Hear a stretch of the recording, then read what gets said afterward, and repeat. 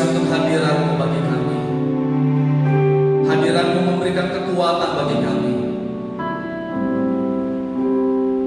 Ya, bersyukur untuk penyertaan Tuhan bagi setiap kami. Terima kasih Tuhan. Saatnya kami akan membuka hati kami untuk menerima kebenaran firman-Mu. Berbicaralah bagi setiap kami. Urapi firman-Mu Tuhan. Nyatakan apa yang menjadi kehendak-Mu bagi kami. Nyatakan Tuhan apa yang menjadi rencana-Mu bagi kami. Berikan kami hikmat, beri kami pengertian, supaya kami dapat mengerti apa yang menjadi sesungguhnya kehendak Allah bagi kami. Supaya waktu yang sisa ini tidak kami pergunakan menurut keinginan manusia, tapi biarlah waktu yang sisa ini kami pergunakan menurut kehendak Allah, untuk menyenangkan hati Tuhan. Terima kasih Tuhan Yesus. Urapi hamba-Mu, urapi firman-Mu Tuhan.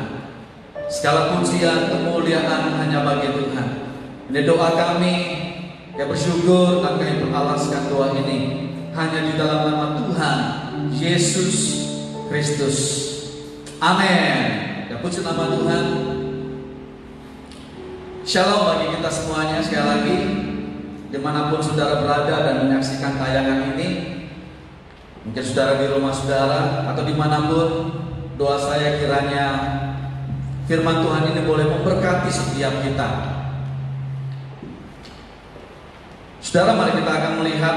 Saya ingin menyampaikan firman Tuhan di dalam Hosea pasal 5 ayat 14 dan Hosea 6 ayat 1 sampai dengan ayat yang ketiga.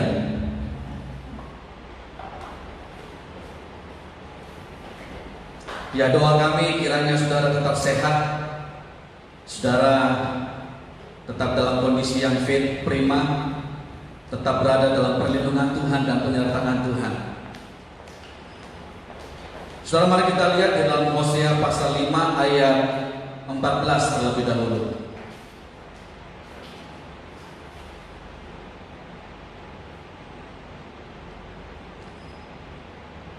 Saudara, firman Tuhan pagi hari ini saya beri judul Dia yang menerkam, Dia yang menyembuhkan. Hosea pasal 5 ayat 14, demikian firman Tuhan.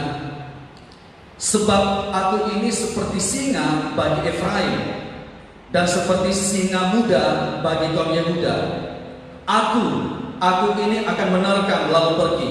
Aku akan membawa lari dan tidak ada yang melepaskan. Kemudian kita lompat di pasal 6, Hosea pasal 6 ayat 1 sampai dengan ayat 3. Demikian firman Tuhan. Mari kita akan berbalik kepada Tuhan, sebab Dialah yang telah menerkam. Jadi saudara, siapa yang menerkam? Dia itu menunjuk kepada Tuhan. Jadi Tuhanlah yang menerkam. Ya, saya ulangi, dikatakan sebab Dialah atau Tuhan yang telah menerkam dan yang akan menyembuhkan kita, yang telah memukul dan yang akan membalur kita. Ia akan menghidupkan kita sesudah 2 hari. Pada hari yang ketiga Ia akan membangkitkan kita, dan kita akan hidup di hadapannya.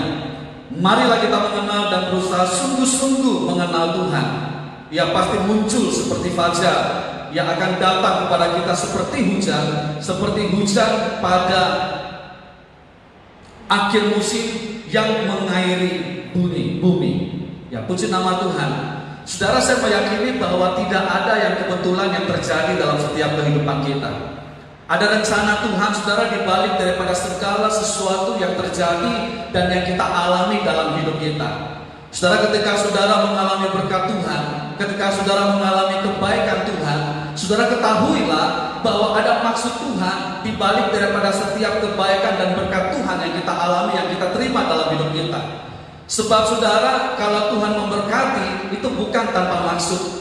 Nah, begitu juga saudara, ketika kita mengalami suatu keburukan, ketika kita mengalami situasi yang sulit, ketika kita mengalami kehilangan, saudara ketahuilah bahwa ada maksud, ada kehendak Tuhan di balik daripada setiap keburukan, di balik daripada setiap situasi sulit yang terjadi, yang kita alami dalam hidup kita.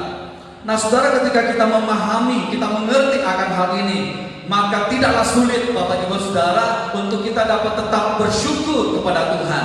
Saudara, kita bisa mengucap syukur di dalam segala hal. kalau kita mengerti bahwa Tuhan turut bekerja di dalam segala sesuatu. Saudara, ketika kita mengalami kebaikan, ketika kita menerima berkat Tuhan bekerja di situ. Ada rencana Tuhan di situ. Begitu juga saudara, ketika kita mengalami keburukan, ketika kita harus menghadapi situasi yang sulit dalam hidup kita, percayalah bahwa ada rencana Tuhan di balik daripada setiap situasi yang terjadi dalam hidup kita. Nah, sama seperti saudara yang dialami oleh umat Israel. Dari ayat-ayat yang kita baca tadi saudara, kita melihat di mana dikatakan bahwa Israel telah mengalami banyak pukulan dan terkaman dari Tuhan. Dan karena pukulan, karena terkaman Tuhan itu membuat sehingga mereka menjadi susah, membuat mereka menjadi sakit, membuat mereka akhirnya mengalami banyak penderitaan. Tetapi saudara, semua kesusahan, penderitaan yang dialami oleh umat Israel itu harus terjadi. Mereka harus mengalami semua itu. Kenapa saudara? Karena dosa yang telah mereka lakukan. Mereka harus mengalami banyak penderitaan karena kejahatan yang telah mereka lakukan di hadapan Tuhan. Jadi saudara, dosa dan pemberontakan mereka lah yang membuat sehingga mereka mengalami kesulitan. Saudara, dosalah yang membuat sehingga mereka mengalami banyak kesusahan. Dosalah yang membuat sehingga mereka mengalami berbagai penyakit. Saudara, di sini kita melihat bahwa hati-hati dengan dosa, saudara. Jangan bermain-main dengan dosa. Jangan terus berbuat dosa. Kenapa? Karena pada akhirnya, saudara, dosa itu akan merusak hidup kita. Pada akhirnya, saudara, dosa akan menghancurkan hidup kita. Pada akhirnya, saudara, dosa itu hanya akan mendatangkan malapetaka, hanya akan mendatangkan penderitaan dalam hidup kita. Saudara, dosa itu akan membuat kita kehilangan segala perkara-perkara yang baik dalam hidup ini, saudara. Dan dosa lah, saudara, kalau kita lihat di sini yang membuat sehingga saudara Israel diterkam oleh Tuhan. Dosa lah, saudara, yang membuat sehingga Tuhan datang dan memberikan pukulan kepada Israel. Nah, saudara, kita melihat bahwa karena dosa Israel diterkam.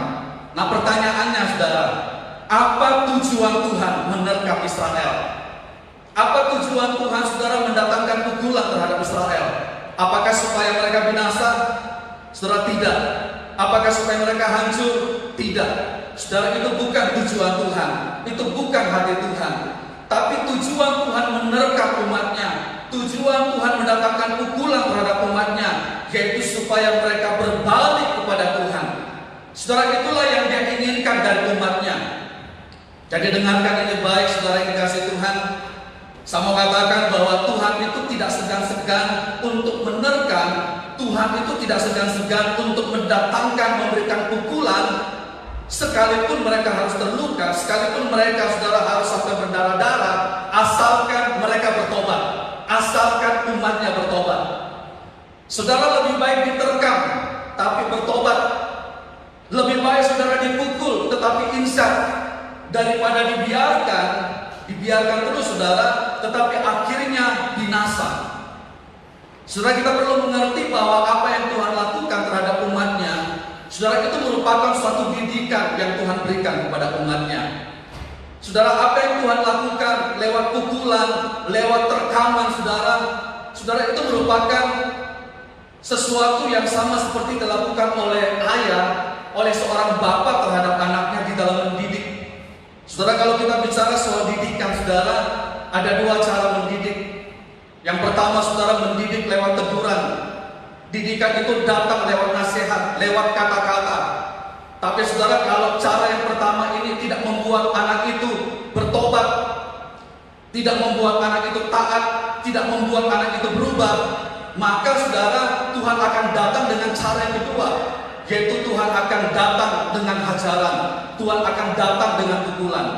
Tapi saudara, baik lewat teguran maupun lewat hajaran, tujuan Tuhan semata-mata untuk kebaikan.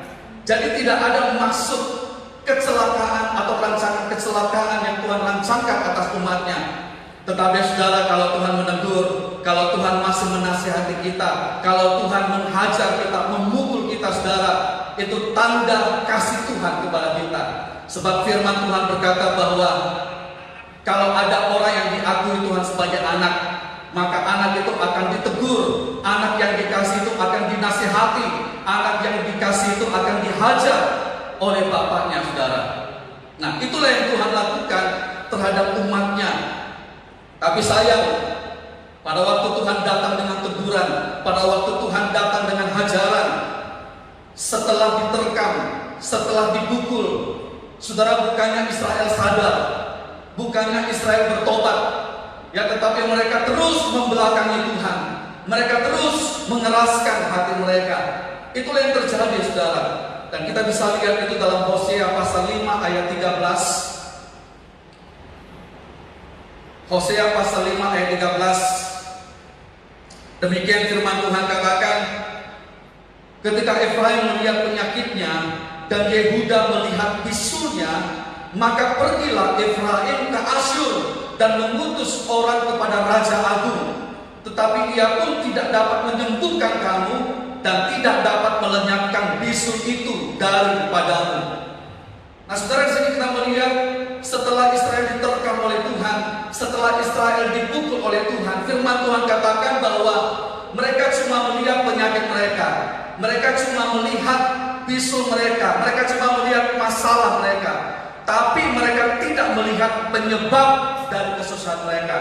Mereka tidak lihat penyebab dari penyakit mereka, yaitu sesungguhnya penyakit yang mereka alami itu, sebenarnya kesusahan yang mereka alami itu penyebabnya adalah karena dosa-dosa yang mereka lakukan, karena pemberontakan yang mereka lakukan. Tapi saudara, umat Tuhan di sini tidak mau melihat, mereka tidak mau melihat dosa mereka, mereka tidak mau melihat kesalahan mereka, tapi mereka cuma melihat penyakitnya. Mereka cuma melihat, mereka hanya fokus kepada kesusahan mereka, kepada penderitaan mereka, dan bukannya dosa mereka yang mereka gumuli, saudara. Saudara, sekali lagi saya mau katakan bahwa apapun yang terjadi dalam kehidupan kita, tidak ada yang kebetulan. Saudara, kalau kita mengalami suatu masalah dalam hidup ini, mari saudara kita coba introspeksi diri kita. Saudara, ketika kita mengalami sakit, mari saudara kita mau introspeksi diri kita. Sebab bisa saja, saudara, penyakit yang kita alami, kesukaran, masalah, kesulitan yang kita alami, itu disebabkan karena ketidaktaatan kita kepada Tuhan.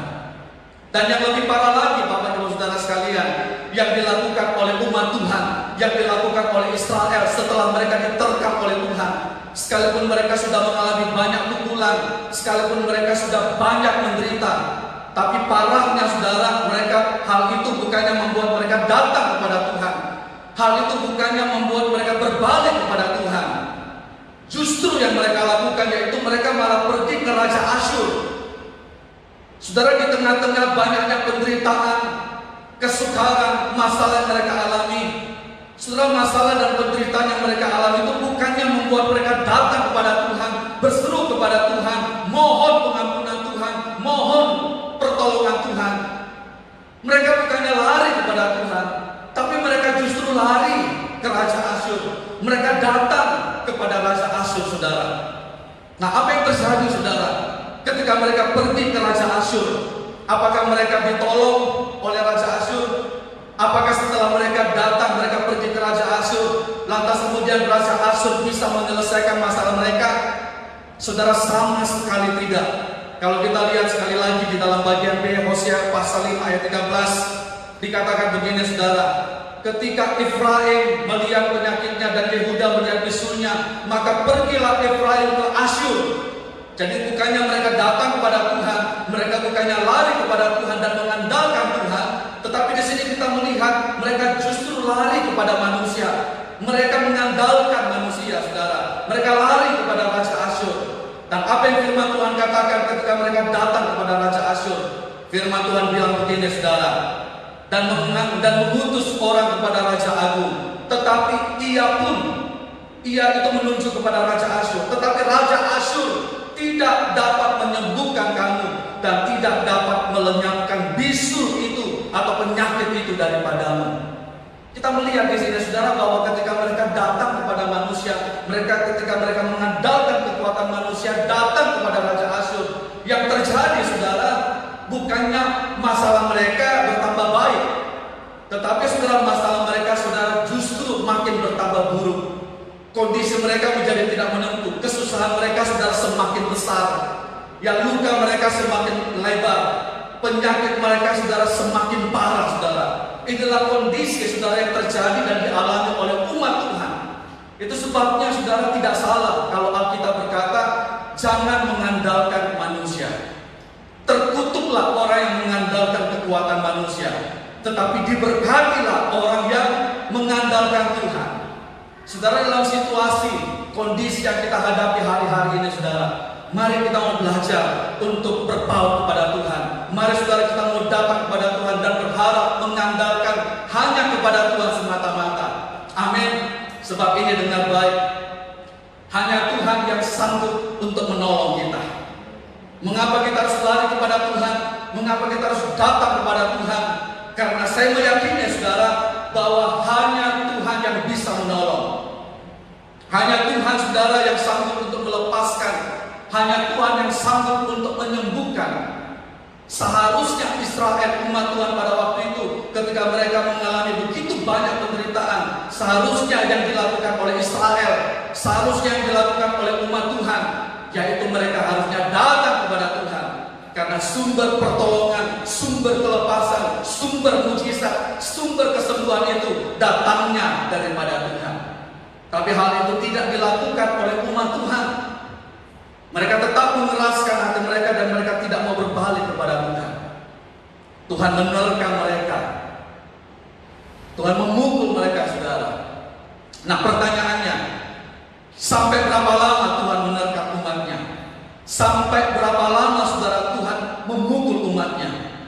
Di dalam Hosea pasal 5 ayat 15 kita menemukan jawabannya di situ. Sampai kapan saudara Tuhan menghukum, Tuhan memukul umatnya dan Tuhan menerkam umatnya? Hosea pasal 5 ayat 15. Demikian firman Tuhan, Hosea pasal 5 ayat 15. Aku akan pergi pulang ke tempatku sampai mereka mengaku bersalah dan mencari wajahku. Dalam kesesakannya mereka akan merindukan aku. Jadi saudara, sampai berapa lama Tuhan menerkam, Tuhan memukul mereka? Firman Tuhan berkata, sampai mereka mengaku bersalah dan mencari wajahku. Setelah kapan Tuhan itu akan datang untuk menyembuhkan dan memulihkan keadaan umatnya? Saudara, kalau umatnya itu berbalik dari segala tingkah laku mereka yang jahat, kalau umatnya itu bertobat.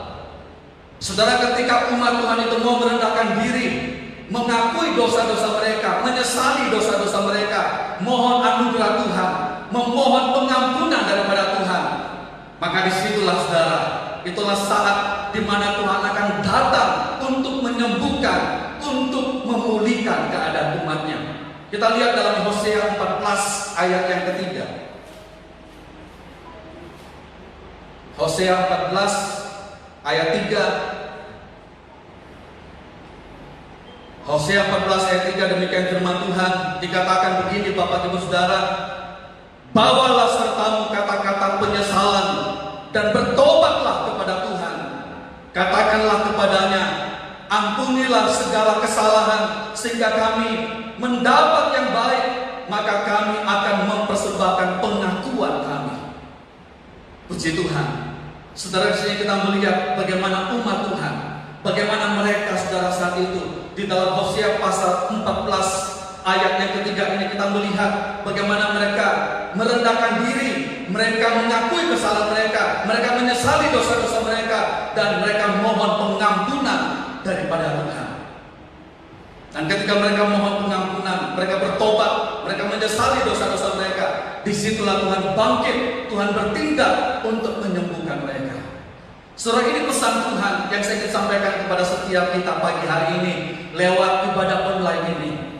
Tahukah saudara, sadarkah kita saudara, bahwa sesungguhnya inilah yang dikehendaki oleh Tuhan, yaitu pertobatan kita.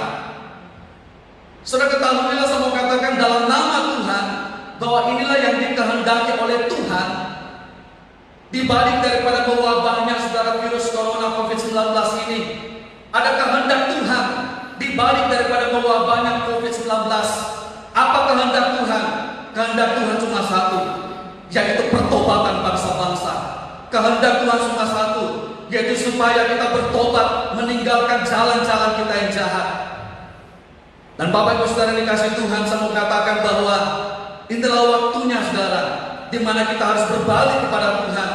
Inilah saatnya saudara, di mana kita harus meninggalkan segala tingkah laku kita yang jahat. Inilah saatnya saudara, di tengah mewabahnya saudara COVID-19 ini, jadikan ini sebagai momentum untuk kita sungguh-sungguh mencari Tuhan. Sebab ada firman Tuhan yang berkata begini, carilah Tuhan selama Tuhan masih berkenan ditemui. Dan saya mau katakan bahwa waktu-waktu ini merupakan waktu-waktu di mana Tuhan masih berkenan untuk ditemui ketika kita sungguh-sungguh mencari Dia. Carilah Tuhan selama Tuhan masih berkenan ditemui. Kenapa saudara? Karena akan ada saat, ada waktu di mana Tuhan tidak lagi berkenan ditemui sekalipun kita mencari Dia. Carilah Tuhan kata firman Tuhan, maka kamu akan hidup. Karena Tuhan itu adalah sumber kehidupan bagi kita. Dan saya percaya Bapak Ibu Saudara, kalau kita sungguh-sungguh mencari Tuhan di hari-hari ini, itu sebabnya saudara ketika kita harus tinggal di rumah, stay di rumah saja. Saudara ketika kita berada tinggal di rumah, jangan hanya tinggal begitu saja saudara, dan tidak berbuat apa-apa. Tapi ada maksud Tuhan, ada kehendak Tuhan. Ketika kita harus berdiam di rumah selama beberapa waktu ini, pakai waktu saudara selama saudara berada di rumah untuk mencari wajah Tuhan. Carilah Tuhan saudara selama saudara tinggal di rumah saudara untuk membangun mezbah di hadapan Tuhan. Inilah kehendak Tuhan. Kehendak Tuhan yaitu perubahan hidup kita. Grace to change, itu yang menjadi tema kita saudara di bulan ini. Tuhan menghendaki perubahan. Sekali lagi, Tuhan menghendaki perubahan. Dan ketika perubahan itu terjadi, ketika pemulihan itu terjadi, ketika saudara pertobatan itu terjadi, maka firman Tuhan berkata Tuhan akan bertindak. Nah, kita akan melihat apa yang terjadi saudara, apa yang kemudian Tuhan lakukan setelah umatnya itu merendahkan diri, setelah umatnya itu menyesali dosa-dosa mereka dan mereka bertobat. Apa yang dilakukan oleh Tuhan? Saudara dengar baik, ini yang dilakukan oleh Tuhan. Ketika umat Tuhan itu mengakui kesalahannya, ketika umatnya itu berbalik kepada Tuhan, mohon pengampunan daripada Tuhan dan bertobat, maka inilah yang dilakukan oleh Tuhan, yaitu Tuhan membalut luka umatnya dan menyembuhkan bekas pukulan itu. Sehingga saudara ketika Tuhan menyembuhkan umatnya, ini yang firman Tuhan katakan, cahaya mereka akan 7 kali lebih terang. Haleluya. Saudara kita lihat, kita bisa baca itu saudara dalam Yesaya 30 ayat 26. Yesaya 30 ayat 26.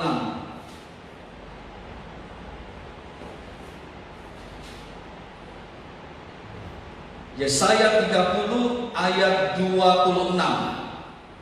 Inilah yang Tuhan akan lakukan ketika umatnya mengakui kesalahannya dan mohon pengampunan dari Tuhan. Yesaya 30 ayat 26. Demikian firman Tuhan, maka terang bulan purnama akan seperti terang matahari terik, dan terang matahari terik akan 7 kali ganda, yaitu seperti terangnya 7 hari pada waktu Tuhan membalut luka umatnya dan menyembuhkan bekas pukulan. Luar biasa saudara, kita lihat pemulihan Tuhan kerjakan, kesembuhan Tuhan berikan bagi umatnya. Tuhan membalut luka umatnya dan Tuhan menyembuhkan bekas terkaman itu, bekas pukulan yang datangnya dari Tuhan itu disembuhkan oleh Tuhan. Apalagi yang dilakukan oleh Tuhan saudara, ketika umatnya datang merendahkan diri di hadapan Tuhan, mohon pengampunan Tuhan, menyesali dosa-dosa mereka.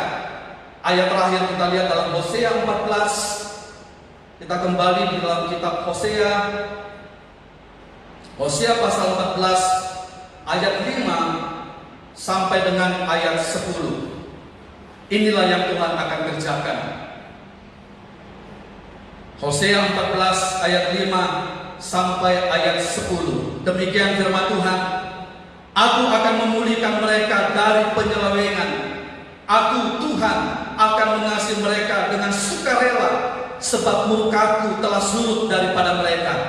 Aku akan seperti embun bagi Israel, maka ia akan berbunga seperti bunga bakung, dan akan menjulurkan akar-akarnya seperti pohon hawa.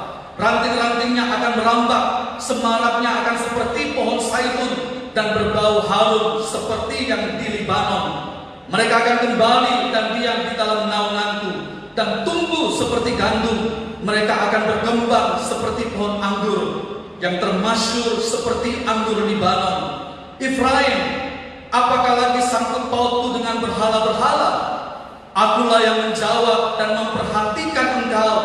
Aku ini seperti pohon sanobar yang menghijau. Daripadaku engkau mendapat buah.